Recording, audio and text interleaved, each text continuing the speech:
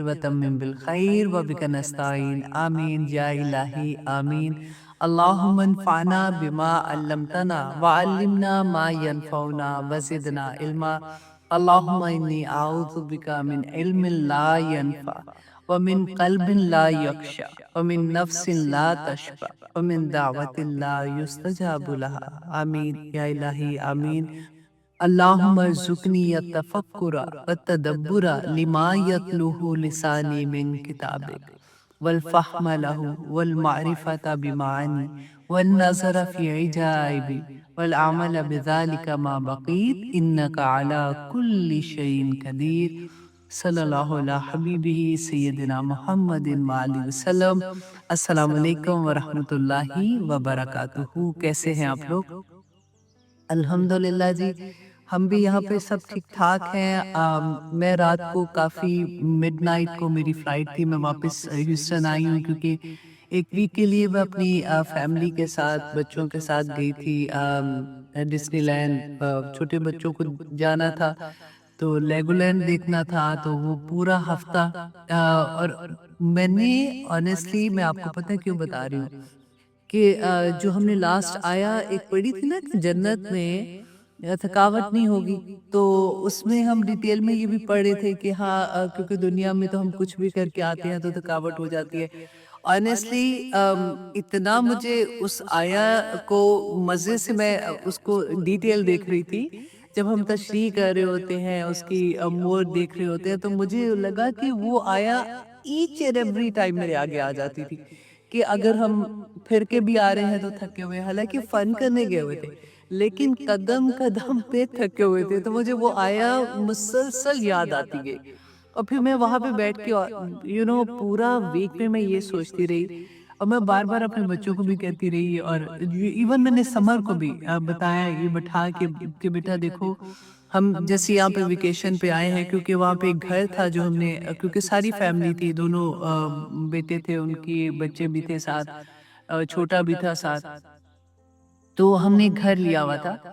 تو مجھے بالکل میں یہ سوچ رہی تھی کہ جیسے اس دنیا میں اللہ سبحانہ تعالیٰ نے ہمیں بھیجا تو اسی طرح سے ہم وہاں پہ گئے ہیں، وہ ایک گھر ہے جہاں پہ ہم آ کے رکے ہیں اور ہمارا پرپس تھا. ہم جب یہاں سے چلے ہیں تو ہم ایک پرپس لے کے چلے تھے، ان 5 دن میں ہم نے کیا کیا چیزیں کرنی ہیں اور 5 دن میں ہم نے ڈیوائیڈ کیا ہوا تھا. اور بلیو کریں کہ میں ایوری ڈے میں صرف بیٹھ کے نہ سارے بچوں کو دیکھ رہی ہوتی تھی، کوئی اپنے پرپس سے نہیں ہل رہا تھا. پتا ہے کہ اس دن ہم نے لیگولینڈ جانا ہے، اس دن ہم نے ڈزنی لینڈ جانا ہے، اس دن ہم نے شاپنگ کرنے جانا ہے، اس دن ہم نے جو بھی کام کرنا ہے. تو بیچ میں کوئی بیمار بھی ہو رہا تھا تو ہر کوئی اس کو میڈیسن دے رہا ہے، کوئی اس کو ٹھیک کرنے کی کوشش کر رہا تھا کہ وہ جلدی سے ٹھیک ہو جائے اور وہ پرپس کے ساتھ لگ جائے. اس کے اندر یہ بھی تھا کہ آپ جیسے ساری فیملی ہوتی ہے تو کسی کو یا نہیں جانا تو اس نے یہ نہیں کھانا تو اس نے اب تھک گیا ہے، چھوٹے بچے تھے، اب ایک کو بھوک لگ گئی ہے تو ایک کو باتھ روم میں جانا ہے. تو ایک صبر، سارا وقت ایک صبر تھا کہ ٹھیک ہے کوئی بات نہیں، رک جو پہلے یہ کام کر لیتے ہیں، بچے ہیں ساتھ، پھر نیکسٹ دیکھیں گے کیا کرنا ہے. تو میں سوچتی تھی کہ اس دنیا میں جب ہم آئے ہیں ہمارا ایک پرپس ہے، ہم اپنے پرپس سے جب ہل جاتے ہیں نا ہمیں پتہ نہیں ہوتا. اور آنیسٹلی جب قرآن نہیں زندگی میں کھلا ہوتا تو پرپس کیسے پتہ چلے گا نا. تو جب پرپس لیس لائف ہوتی ہے اس کو آپ دیکھیں کہ اگر ہم گئے بھی ہیں وہاں پہ اب پتہ ہی نہیں کہ کیا کرنا ہے، کبھی ادھر چلے گئے کبھی ادھر چلے گئے، آدھے ادھر ناراض ہو کے چلے گئے، آدھے وہاں بیٹھ کے کچھ نہ کچھ اسی میں مصروفیت میں ہم واپس بھی آ جائیں گے تو کچھ بھی اچیو نہیں کیا ہوا. وہاں پہ میں یہ دیکھ رہی تھی کہ اگر ہماری زندگی کا مقصد جو ہے، جس مقصد سے اللہ سبحانہ تعالیٰ نے ہمیں بھیجا ہے، اگر ہمیں یہ پتا ہو اور ہم ایک ایک لمحہ اپنے پرپس کے ٹورڈ دیکھے، کھانا بھی کھایا، فن بھی کیا، ہنسے بھی، بولے بھی، اکٹھے بھی بیٹھے، لیکن پرپس کو نہیں چھوڑا. وہ ہم نے ایسا نہیں تھا کہ چلو چھوڑو یہ کیا کرنا ہے. تو اسی طرح سے میں بار بار ایوری ڈے اپنے بچوں کو بھی یہی بتاتی رہی کہ بیٹا دیکھو زندگی میں اس سے بہت سیکھنے کو ہے کہ اگر ہماری زندگی میں پرپس نہیں ہوگا، اور پرپس اگر ہمارا دنیا بن گئی نا، تو پھر ہمارا سب کا بیڑا غرق ہو جائے گا۔ پرپس صرف اللہ سبحانہ تعالیٰ کی ذات ہے، جو اس نے کہا ہے، جیسے اس نے حکم دیا ہے اسی طرح کی زندگی گزارنا ہی ہمارا پرپس ہے۔ تو یہ بہت بڑا سبق تھا جو میں نے پوری ویکیشن میں سیکھا، اور بار بار کوشش کی کہ چھوٹے بچوں کو بھی میں ان سے پوچھتی تھی، آپ لوگ بھی جیسے کبھی کہیں جاتے ہیں یا کچھ بھی کرتے ہیں نا، تو چھوٹے بچوں سے یہ پوچھا کریں کہ آپ نے کیا لرن کیا ہے، وائی وی آر ہیئر، اور ہم کیوں ایسے نہیں کر رہے۔ دیکھو اللہ سبحانہ تعالیٰ نے ہمیں اس دنیا میں جب بھیجا تو ہمارے پاس کیا پرپس تھا، اب ہم یہاں پہ ویکیشن پہ آئے ہیں تو ہمارا کیا پرپس ہے، کوئی بھی اینی کائنڈ آف تھنگ، تو اس کو ریلیٹ کریں تو بچوں کو بہت آسانی سے سمجھ آتی ہے۔ تو یہی بس میں نے آپ کو بتانا تھا کہ وہ آیا جو تھی نا کہ جنت میں تھکاوٹ نہیں ہوگی، وہ مجھے اتنی یاد آئی کہ ہر ہر لمحہ آنیسٹلی چین پڑا گھر کے اندر ہی آ کے، جب ہم پورا سامان لے کے گھر کے اندر آئے نا تو ایک بڑی سی سانس لی،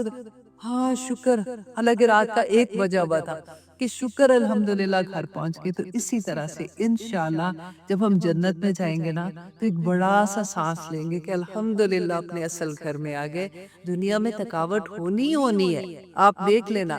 عبادت ہے تو تھکاوٹ ہے، امتحان اللہ سبحانہ تعالیٰ کی طرف سے آتے ہیں تو تھکاوٹ ہے، آزمائشیں بڑی بڑی آ جاتی ہیں، مشکلیں آ جاتی ہیں، پریشانیاں آ جاتی ہیں، لیکن سارا وقت اگر یہ ہونا کہ ثواب کی، اللہ راضی، اللہ راضی، اگر میں یہ کام کروں گی اللہ راضی ہو جائے گا، تو آسانی ہو جائے گی انشاءاللہ۔ تو آئیے جناب ہم آتے ہیں اپنے سبق کی طرف۔ سب سے پہلے تو ہم تھوڑی سی بات کر لیتے ہیں نیو ایئر پہ، کیونکہ اکثر لوگ کویسچن پوچھتے ہیں کہ یہ نیو ایئر کیا ہے اور کیا منانے کی کیا بات ہے۔ مجھے تو یہ نہیں، آنیسٹلی وہ سیم چیز ہے جیسے ہم برتھ ڈے کا کہتے ہیں کہ کیا منا رہے ہو، 1 سال تو زندگی کا گزر گیا، بلکہ بیٹھ کے یہ سوچو کہ یہ جو سال گزرا ہے اس میں میں نے کیا اچیو کیا۔ اور الحمدللہ جو اسٹوڈنٹ آف نالج ہیں، قرآن پڑھنے والے ہیں، ان کے لیے تو اللہ سبحانہ تعالیٰ کی طرف سے بڑی خوشخبریاں تھی کہ ان کو ایک نیا راستہ ملا جانے کا، اور آگے اگلے سال میں انشاءاللہ اسے بڑے پرپس کو لے کے چلنا ہے انشاءاللہ۔ تو بیسیکلی دیکھیں، جب ہم اس کو اس طرح سے دیکھتے ہیں، جب رسول اللہ صلی اللہ علیہ وسلم پر پہلی دفعہ وحی آئی تھی نا، تو اس سے پہلے کا زمانے تو ہمیشہ سے تھے، اور جب سے دنیا بنی ہے اللہ سبحانہ تعالیٰ نے قرآن پاک میں بتایا کہ 12 مہینے تو تبھی سے تھے سال کے۔ تو اس سے پہلے جب بھی بات ہوتی تھی نا تو وہ عیسوی کیلنڈر کے مطابق بات ہوتی تھی، حضرت عیسیٰ کہ اس کی سے کہ وہاں تک اتنی عیسوی کی یہ بات ہے۔ ابھی بھی اگر آپ ہسٹری جب پڑھتے ہیں تو آپ کو پتہ چلتا ہے، ٹھیک ہے۔ تو وہ عیسوی کیلنڈر جو ہے نا اس کے حساب سے جنوری، فروری، مارچ، اپریل جیسے ہم بات کرتے ہیں، لیکن جب رسول اللہ صلی اللہ علیہ وسلم پر وحی نازل ہوئی تھی، اس کے بعد کا کوئی واقعہ ہماری جو دین کے حساب سے آپ سوچتے ہیں، ہماری شریعت کے حساب سے ہم بات کرتے ہیں نا، تو ہم وہ کہتے ہیں کہ نبوی سال،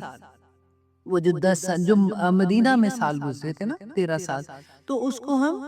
نبوی سال کی طرح ہم کہتے ہیں کہ اتنی 5 نبوی کو یہ ہوا، 7 نبوی کو یہ ہوا، اس طرح سے بات کرتے ہیں۔ اور جب رسول اللہ صلی اللہ علیہ وسلم مدینہ میں تشریف لائے تھے، اس کے بعد سے جو کیلنڈر تھا وہ ہمارا پھر وہ کیلنڈر آتا ہے جو ہجری، سن ہجری جیسے ہم کہتے ہیں نا، وہ کیلنڈر تھا۔ اور یہ کیلنڈر کس نے بنایا تھا؟ حضرت عمر رضی اللہ عنہ نے یہ کیلنڈر بنایا تھا، تمام صحابہ کی مشاورت کے ساتھ، کیونکہ ہمارا جو دین ہے نا اسلام میں، جو ہمارے ریچولز ہیں، جو ہمارے ڈیز ہیں، وہ ہمارے ہجری سال کے مطابق ہوتے ہیں۔ فار ایگزامپل حج کی ڈیٹ آتی ہے تو وہ ہجری سال کے مطابق ہے، پھر ہماری عیدیں ہیں، ہمارا رمضان ہے، پھر طلاق کی عدت کا جو پورا کرنا ہوتا ہے، وفات ہو جائے ہسبینڈ کی، وہ یہ ساری چیزیں جو شریعت کے اندر آتی ہیں نا، یہ ساری کی ساری ہجری کیلنڈر کے مطابق ہی ہوتی ہیں۔ تو اس لیے ایز اے مسلمان ہمیں اپنا ہجری کیلنڈر بھی ہمیں یاد ہونا چاہیے، بچوں کو بھی ہمیں یاد کرانا چاہیے کہ ان کے ڈیز، ان کے نام کیا ہے، کیونکہ جنوری، فروری، مارچ، اپریل تو اتنا ریگولر، کیونکہ ہماری عام زندگیوں میں یہی ہم بات، جب بھی کوئی چیز دیکھتے ہیں یا کوئی بات کرتے ہیں تو ہم انہی کے مطابق کر رہے ہوتے ہیں نا، کیونکہ these are the normal thing جو ہماری زندگیوں میں چل رہے ہوتے ہیں۔ تو اس طرح سے میں نے کہا میں تھوڑا سا اس کے بارے میں بھی آپ سے شیئر کر دوں کہ یہ کیلنڈر کے حساب سے جو لوگوں کو اکثر یہ ہوتا ہے کہ یہ تو مسلمانوں کا نہیں ہے، یہ نہ کرو، آف کورس سیلیبریشن کیا کرنے والی بات ہے۔ تو اللہ سبحانہ تعالیٰ جی ہم سب پر رحم کرے، آنے والا جو بھی اگر یہ والا بھی سال آ رہا ہے، اللہ سبحانہ تعالیٰ ہم سب کے لیے رحمتوں والا کرے، عافیت والا کرے۔ جو بیمار ہے اللہ سبحانہ تعالیٰ ان کو شفا دے، جو مشکل میں پھنسے ہوئے ہیں اللہ سبحانہ تعالیٰ ان کو مشکلوں سے نکال دے، بڑی بڑی تکلیفوں، مسلمان تو ویسے ہی ہر جگہ پہ تکلیف میں ہے، اللہ سبحانہ تعالیٰ ان سب پہ اپنا رحم کرے، آمین ثم آمین۔ نئے سال جو یہ ہمارا 2 جنوری فیبروری والا سال ہے، اس میں ایک چھوٹا سا تحفہ میں آپ کو دینا چاہ رہی تھی۔ میں نے کہا کہ میں ایکچولی یہ میں پہلے دعا یاد کی ہوئی تھی، لیکن ہوتا ہے نا کہ ہم اتنی دعائیں یاد کرتے ہیں تو بھول جاتی ہیں۔ تو وہاں پہ ہی بیٹھے ہوئے میں ایک دن لیکچر سن رہی تھی، تو مجھے اتنی پیاری یہ دعا لگی، میں نے کہا میں آپ لوگوں کے ساتھ شیئر کروں، اور آپ لوگ اپنی زندگی میں اس کو شامل کر لیں، اپنی نمازوں میں، اپنی دعاؤں میں اس کو شامل کر لیں، کیونکہ امام جعفر صادق جو علیہ السلام ہے نا، یہ انہوں نے روایت کیا ہے کہ جبرائیل علیہ السلام حضرت یوسف علیہ السلام کے پاس آئے تھے جب وہ جیل میں تھے، تو انہوں نے ان کو یہ دعا سکھائی تھی۔ تو آپ دیکھیں کہ پھر اس کے بعد وہ جیل سے بھی رہا ہوگے، مشکل میں تھے، جیل سے رہا ہوگے، اور اس کے بعد آپ دیکھیں ان کو رتبہ کیا ملا، ٹھیک ہے، اللہ سبحانہ تعالیٰ کی طرف سے تو نبوت ملی تھی، لیکن دنیا کے لحاظ سے بھی ان کو بادشاہت ہی مل گئی ایک قسم کی۔ تو یہ دعا آپ لوگ بھی یاد کریں گے، اچھے سے یاد کر لینا، اور بہت آسان ہے، اتنی مشکل نہیں ہے۔ کہ وہ دعا کے الفاظ کہتے ہیں اللہم تو آپ سب کو آتا ہے، اللہم اجعل لی، یہ ہم اتنی دفعہ دعاوں میں یاد کرتے ہیں نا، تو اس لیے یہ بھی آسانی سے یاد ہو جائے گا۔ اللہم اجعل لی، اے اللہ میرے لیے بنا دے، من امری، میرے معاملے کو، امر کہتے ہیں نا، معاملے کو کہتے ہیں، تو میرا جو بھی معاملہ ہے، جو بھی میری زندگی میں معاملات آ رہے ہیں نا، ان کو بنا دے فرحن، کشائش والا، و مخرجن، اور نکالنے کا راستہ، جس بھی مشکل میں ہوں اللہ سبحانہ تعالیٰ اس سے مجھے نکالنے کا راستہ بھی بنا دے، اور میرے لیے کشائش کر دے۔ دیکھیں زندگیوں میں ہم لوگوں کے لیے بڑے کہیں نہ کہیں پھنسے ہوتے ہیں لوگ، اور پھر اس کے بعد دیکھیں کشائش کے معاملے میں ہمیں رزق میں کشائش کر دے اللہ سبحانہ تعالیٰ، ہماری عمر میں کشائش کر دے، ہماری صحت میں کر دے، اسی طرح سے اللہ سبحانہ تعالیٰ ہمیں نکال دے۔ اگر کسی بھی مشکل میں پھنسے ہوئے ہیں اللہ سبحانہ تعالیٰ ہمیں اس میں سے نکال دینا۔ زندگی ہے اس کا نام ہے، کہیں نہ کہیں بندہ اپنی فیصلے کرتا ہے تو خود سے فیصلے ہے نا، کسی نہ کسی طرح سے وہ پھنسا ہوتا ہے، تو اس کے لیے کہ اللہ سبحانہ تعالیٰ مجھے آسانی کے ساتھ ہر مشکل سے نکال دینا۔ اور پھر دیکھیے کتنی پیاری بات ہے، وَرْزُقْنِی، اور مجھے رزق عطا کرنا، من حیث احتسب، احتسبو، پہلے والے میں آپ نے پورا کرنا ہے، اور اگر آپ رکتے ہیں نا تو احتسب پڑھتے ہیں، من حیث احتسبو، کہ جہاں سے میں گمان کرتی ہوں۔ فار ایگزامپل میں جاب کرتی ہوں یا میرا بزنس ہے، مجھے پتا ہے کہیں سے پیسے آنے ہیں، تو یا اللہ جہاں سے میرا گمان ہے نا وہاں پہ رکاوٹ نہ آئے، وہاں پہ بھی میرا جو رزق لکھا ہوا ہے یا اللہ میرے لیے آسان کرنا۔ وَمِنْ حَيْثُ لَا أَحْتَسِبْ، اور ایسی جگہ سے بھی جہاں سے میں گمان بھی نہیں کرتی ہوں یا اللہ مجھے وہاں سے بھی میرا رزق عطا کرنا۔ اور دیکھیے رزق جو ہے نا وہ صرف پیسہ ہی تھوڑی ہوتا ہے، ہماری آپ دیکھیے کہ عمر میں زیادتی، عمر میں اضافے کے رزق، صحت نہیں ہے اگر بیماری ہے تو صحت کا رزق دے دے، آنکھوں کی بنائی اگر کم ہو رہی ہے آنکھوں کا رزق، بنائی مطلب بصارت کا رزق دے دے، کانوں کو سننے کا رزق دے دے، چلنے کا رزق دے دے، ہر معاملے میں ہمیں اللہ سبحانہ تعالیٰ سے چاہیے ہوتا ہے کہ پاک پروردگار ہماری برکت ڈال دے، اضافہ کر دے۔ تو یہ دعا آپ یاد کر لیجئے گا، میں نے حرم کو یہ دعا بھیج دی ہے کہ آپ لوگوں کے ساتھ وہ شیئر کر دے گی انشاءاللہ، کہ اللہم اجعل لی من امری فرجا و مخرجا، فرجا و مخرجا، وارزقنی من حیث احتسب ومن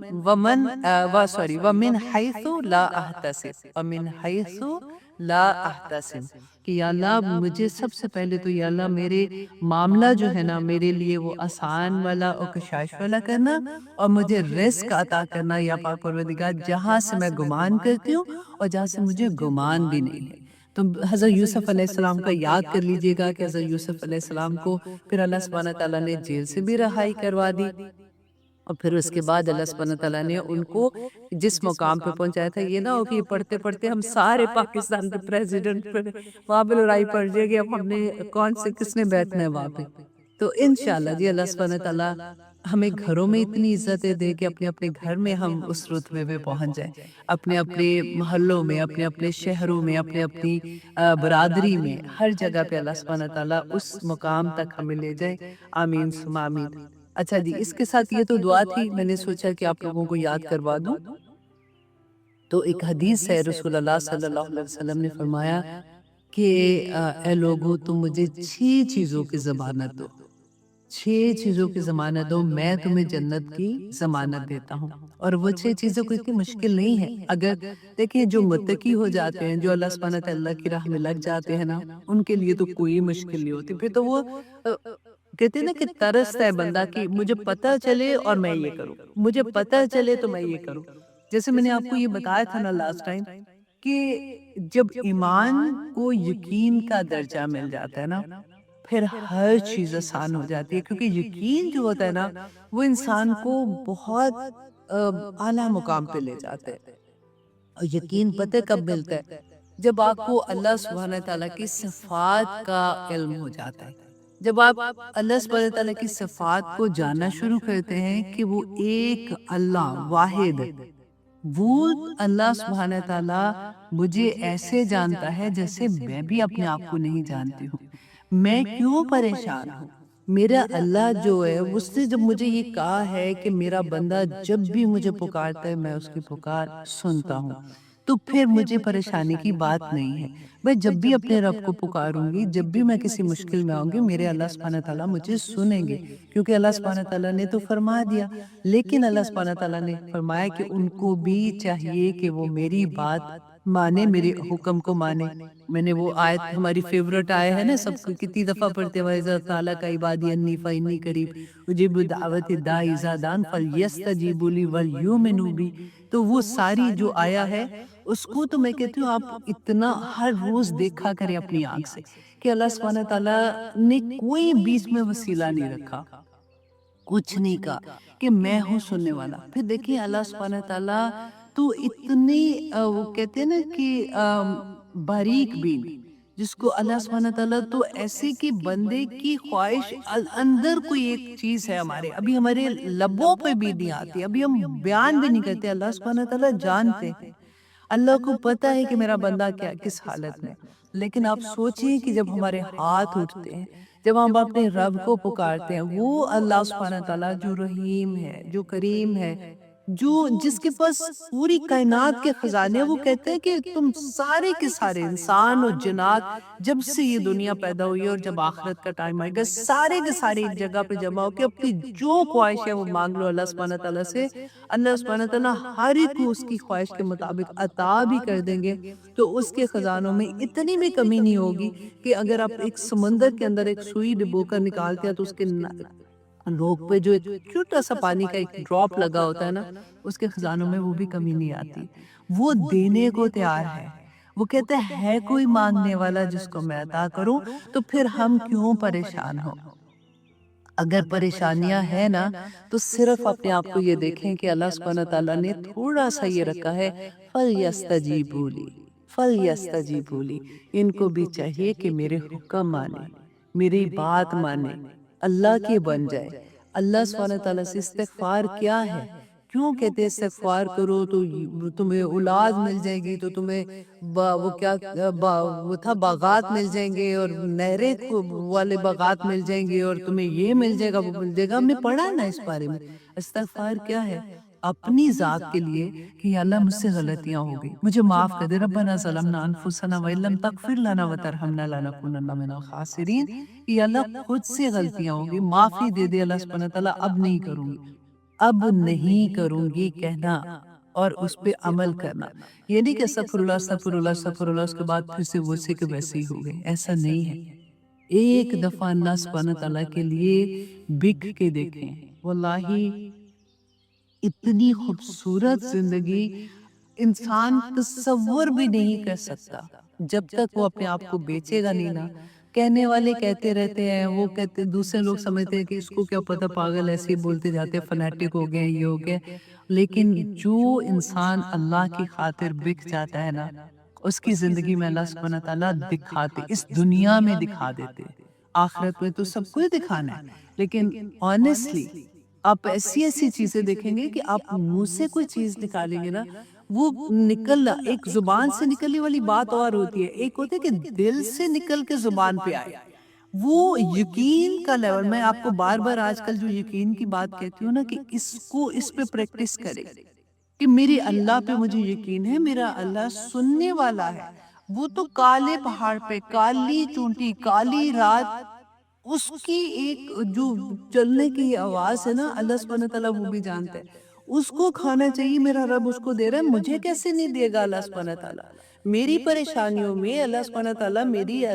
جو تھوڑی سی آزمائش ہے نکال دیں گے اللہ سبحانہ تعالیٰ. اِنَّ مَعَ الْعُسْرِ يُسْرًا فَإِنَّ مَعَ الْعُسْرِ يُسْرًا، اللہ سبحانہ تعالیٰ نے کہا ہے. پھر کیوں سر نہیں جا رہا، پھر کیوں پریشانیاں ہو رہی ہیں؟ کیونکہ وہ یقین نہیں آ رہا، دعاؤں میں وہ لفظ ہی نہیں ادا ہو رہے. جب آپ دیکھیں، جب کبھی آج کی کلاس میں میں زیادہ تر، کیونکہ وہی بات ہے کہ کوئی بھی ایسا ٹاپک ہوتا ہے نا، آنیسٹلی دل چاہتا ہے کہ بس بات کرتے جائیں، لیکن مجھے لگتا ہے میں یہاں پہ سٹاپ تھوڑا سا کر دیتی ہوں، کیونکہ آگے بھی کلاس میں کافی چیزیں ہیں. کیا کرے،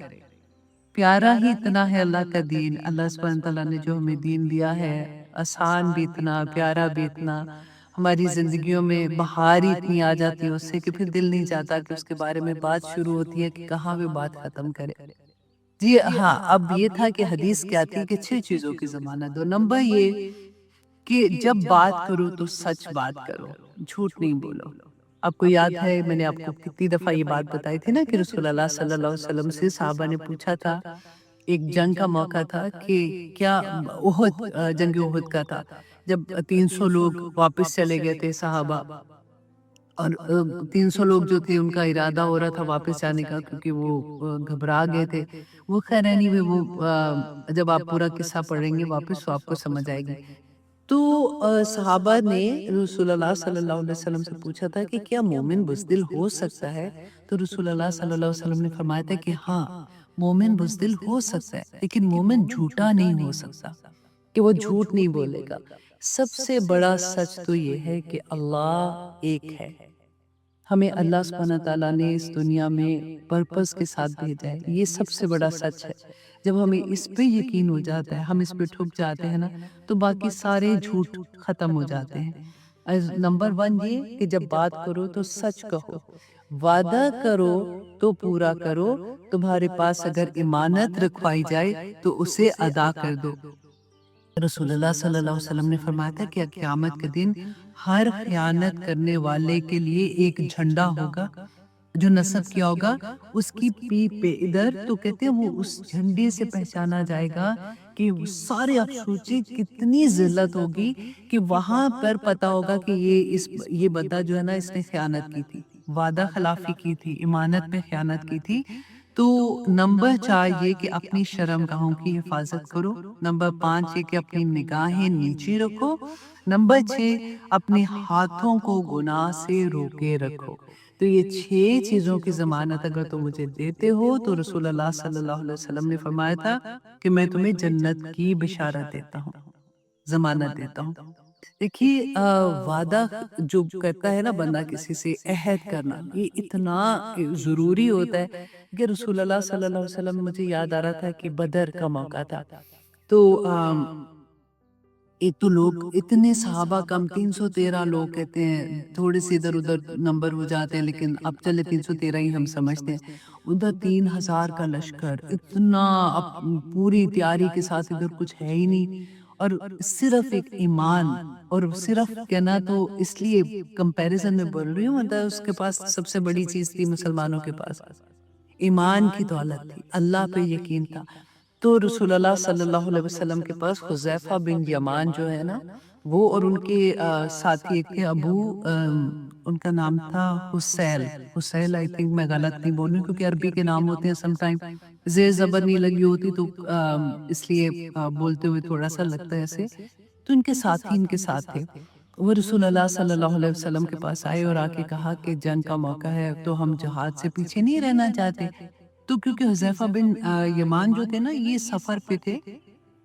مکہ سے مدینہ آ رہے تھے. راستے میں مشرکین نے انہیں پکڑ لیا اور ان کو اس کے بعد انہوں نے رسول اللہ کو بتایا کہ کچھ بات ہوئی ان کے ساتھ.